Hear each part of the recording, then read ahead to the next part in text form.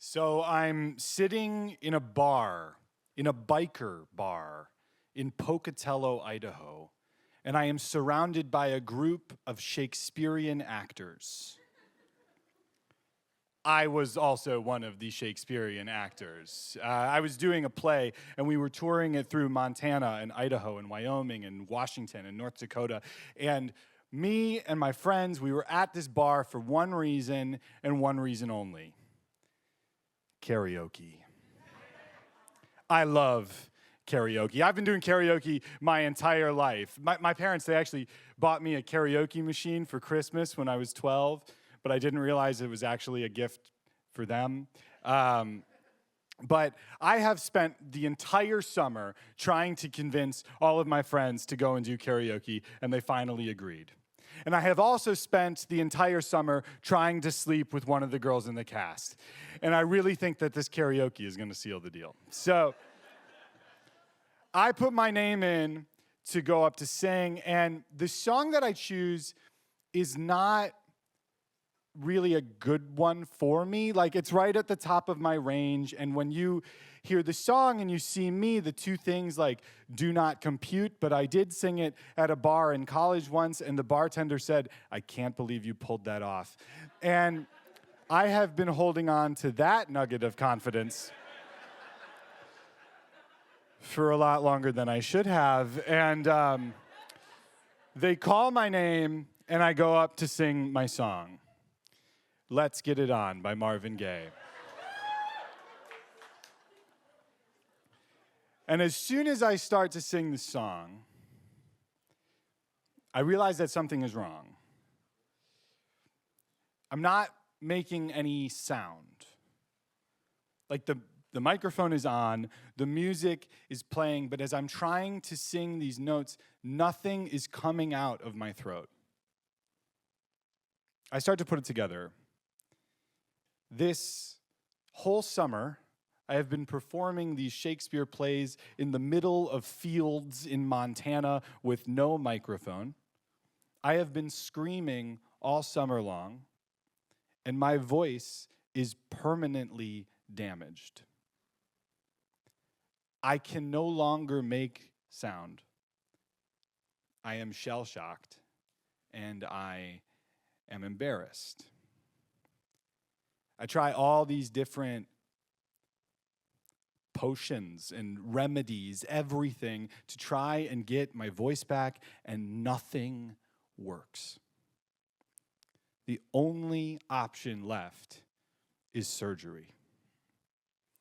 So I go to see an ENT, an ear, nose, and throat doctor.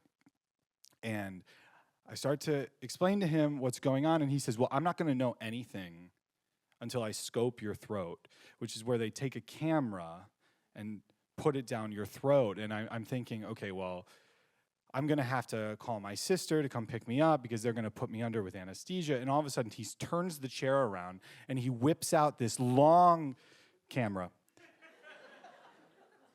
And all of a sudden, he sticks it up my nose and down my throat.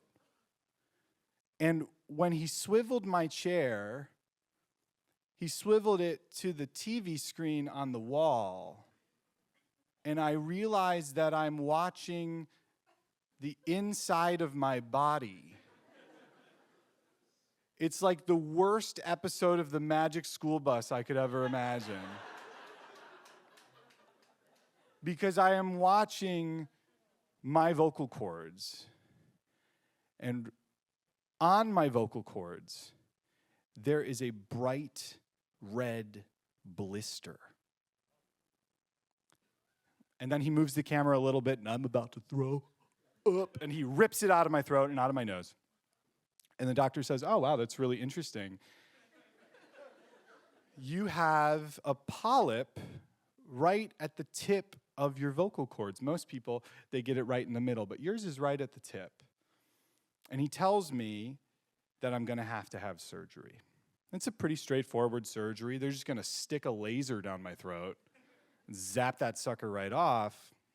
And then the recovery is 4 weeks of silence. Now, I am what my therapist calls an extreme extrovert. 4 weeks of silence is my personal hell. But they tell me that if I don't take this seriously, I can lose my voice forever. And I'm gonna have to need a vocal coach to help me get this together. I meet up with a vocal coach the day before the surgery, and she listens to me talk and she stops me and says, "Sing this." And I sing something that she plays on her piano in her office, and she says, "Wow, that's really interesting. You have a polyp right at the tip of your vocal cords. Most people have it in the middle, but she could just hear it."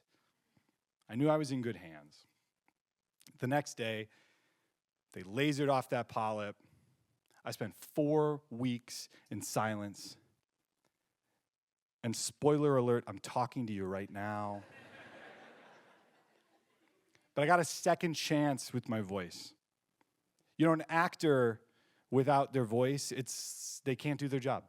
You know, it's like a carpenter without his tools. But a human being without their voice, they'll never feel whole. My voice is not perfect. But if anybody invites me to karaoke, the first words out of my mouth are going to be, "Let's get it on." Thank you.